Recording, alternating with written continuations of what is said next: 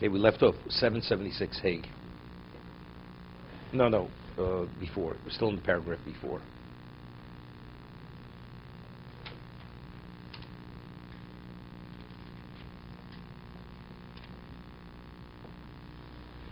We'll start from Hey.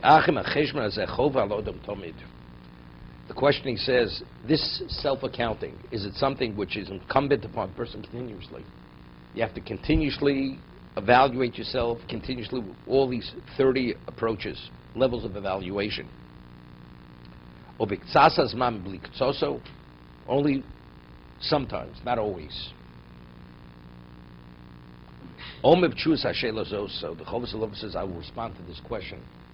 This level of self-accountability, is it an ongoing process, or it's only once in a while? It's like taking inventory, checking yourself. Am I in a good place or am I not in a good place?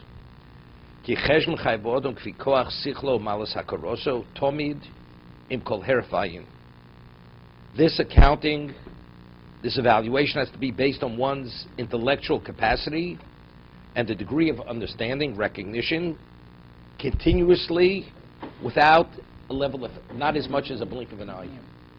Not to miss a beat. That's the level of cognizance you have to have. Every breath you take.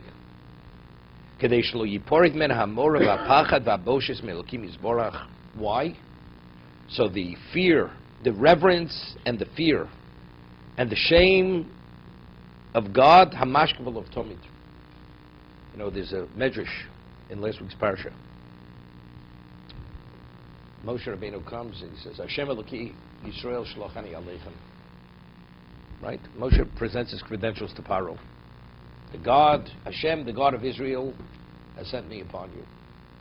So he calls his people, he says, bring out the encyclopedia of deities. He says he's not listed. Mi Hashem Hashem Mekola, who's this God? I'd never heard of him. Right? He's not listed. Okay? So the Medrash says, Moshe Rabbeinu, there's a question in Gemara Shabbos, were all of the 10 amos tall? It was only Moshe. Moshe was 10 amos. Moshe, the palace to Paro had 400 gates. There are 400 gates.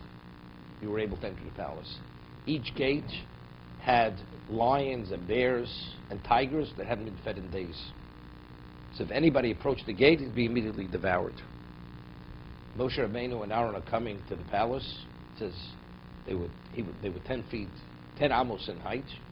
They had long white beards. It says they were blowing in the wind like palm branches. The eyes shone like the sun, and they both radiated. They come to the gate. All of a sudden, these animals, these predator animals, they became docile and they start licking their toes. Nothing. Immediately, there's an emergency message sent to Paro. I think we've got a problem. These two people coming, there's no way to stop them. They're coming straight into the palace. Paro himself deified himself, says, look, he doesn't do his bodily functions. But of course he did his bodily functions. He would go down to the Or, right, what we're reading the Parsha. So what happens if he didn't have a chance and he had an emergency? So in the deepest bowels of the palace, it was an emergency location for him to do his bodily functions. He got a serious case of cramps. It was more than butterflies, right? So he runs there and he starts doing his bodily functions. 10 rats come and they start biting him while he's sitting there. And he's screaming from pain. The rats are biting him and he's screaming. Finishes doing it, he's relieved, comes out, he says, now what do you want? So he says, Hashem Eloki Yisrael shalachani aleichem. God said, he says, he's not listed, who's this God? So the Medrash says, Shochach mashanasalo. Just a moment ago, you were screaming like a child when you were being bitten by the rats. And now you have the audacity to say, who's God that I should listen to his voice? Shochach mashe koralo. He forgot. How long does it take a person to forget from one moment to the next? Just a moment before. The moment it's out of mind, out of sight, out of mind, it's over. It's like it never happened. And you can behave arrogantly. So that's what he says. The moment you lose this cognizance, the reverence, the fear, the shame, the sense that you stand in the presence of God is lost immediately. The moment you no longer have that sense, then already you're vulnerable to many things. And that's it.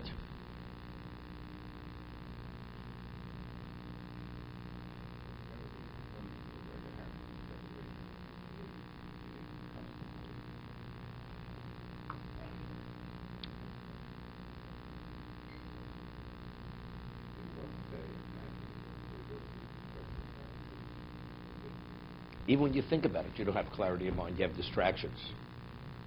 I mean, a person can't daven the Shemona Esrei without distractions.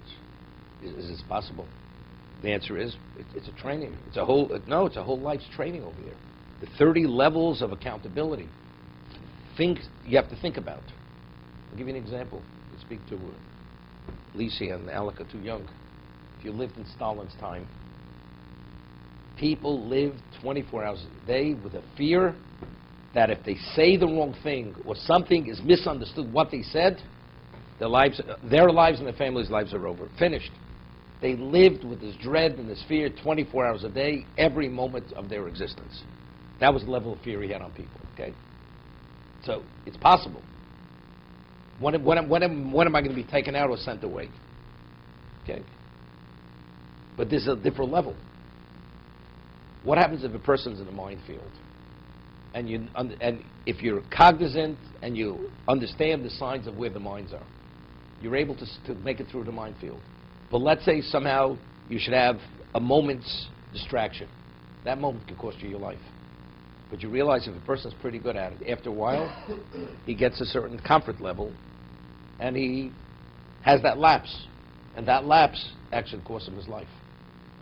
But that's exactly what he's saying over here. Life is a minefield. It's a minefield. Could you imagine standing in front of, you have an audience with the king, and all of a sudden you start daydreaming. The king says, what's this? You're in my presence. You're daydreaming in my presence. It's a total disrespect. To be continued.